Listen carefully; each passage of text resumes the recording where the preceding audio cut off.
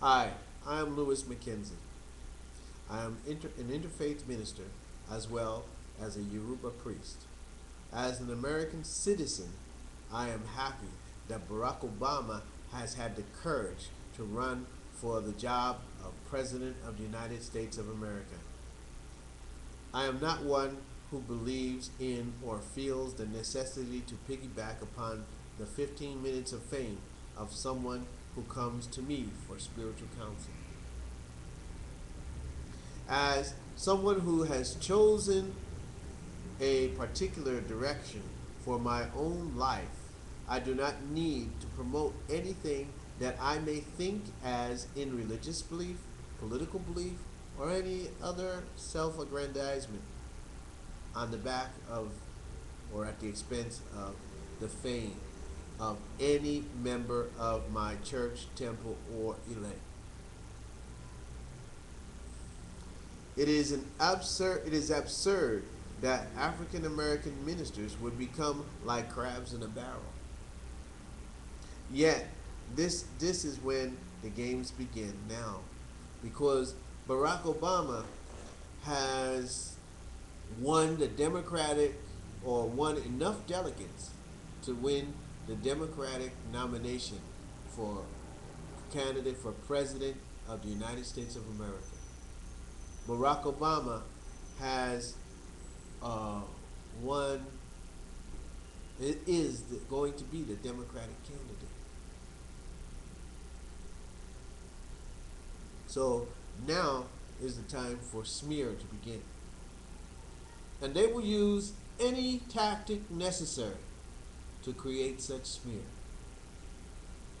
As ministers, as a minister, as a pastor, I think it was a little error, an error for the Reverend Dr. Wright to become a puppet. It is absurd that African American ministers would become like crabs in a barrel. Yet, this is when the games begin now, because they'll do anything and everything to make sure that this African American man does not become the President of the United States of America. Yet, America has, an African American has had the audacity to think that he can run for president of what was once undoubtedly the greatest country in the world. In the last 8 years, a great country has fallen. We must focus on what has happened. We mustn't forget what has happened. In 2004, America forgot what happened. We mustn't forget what happened to our country in the last 8 years. We mustn't. We must remember where we were 8 years ago, domestically and internationally, as well. We must think about the lives that have been taken, not just 4,000 in Iraq, 4,000 American soldiers in Iraq. How many in Afghanistan? Plus 3,000 more people in the World Trade Center. Plus all of the police officers that were injured trying to assist the people in the World Trade Center. Not to discount the Iraqi people who have been killed. Thanks to misguidance of the American voter in 2000, and thanks to election fraud in 2000 in Florida and 2004 in Ohio, we Americans have gone from a friend to the world to the terrorists, the true terrorists of the world. A fallen nation, like the fallen dollar. After 8 years, 8 Republican years, we need change. We need a different kind of experience, not the same old routine. We know we were deceived in 2001, 2002, and 2003. The campaign to attack Iraq began, according to Richard Clark, the moment Bush stepped into the Oval Office.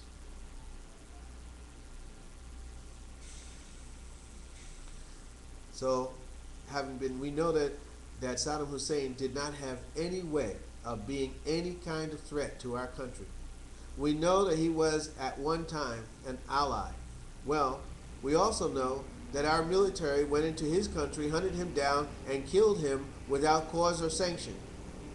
Now, a war hero believes we should continue to use our military might plus billions of tax dollars to continue to dominate people who never officially asked for our help. Perhaps we can say George W. Bush had a vision that America would be in grave danger if he did not avenge his daddy and kill Saddam Hussein. So, what kind of experience does Barack Obama need? The same kind as George Bush? As the governor of Texas, George Bush Jr. was known for having the highest number of capital punishment deaths of any other governor in the United States of America. Is this the experience that Barack needs? Bill Clinton, even though I think of him as a president that was good for America, he was not experienced enough to stop the Oklahoma bombing, which is a question of homeland security, or the Monica Lewinsky setup. I believe it was Bill Clinton who said, although he was glad for his experience as governor of Arkansas, it could not have prepared him for the magnitude of the job of President of the United States of America. I pray that Barack Obama wins because I do love America, the American dollar, as well, and as well as what it has meant to be an American. If John McCain wins within 48 hours, the dollar value will drop to even less than half of the value that it has now. Against the euro, or against the real, or against the yen, any monetary substance, the American dollar will be one of the lowest. A gallon of gas will go up to $6 a gallon. Why? Because John McCain will put the final end on a story that was once great. As ministers, as African American ministers, as American minister, American clergy, whatever name, whatever title that you think it is important for you to give yourself, it is necessary to think more of our sheep than our egos. If we cannot do that, then we must question our true purpose.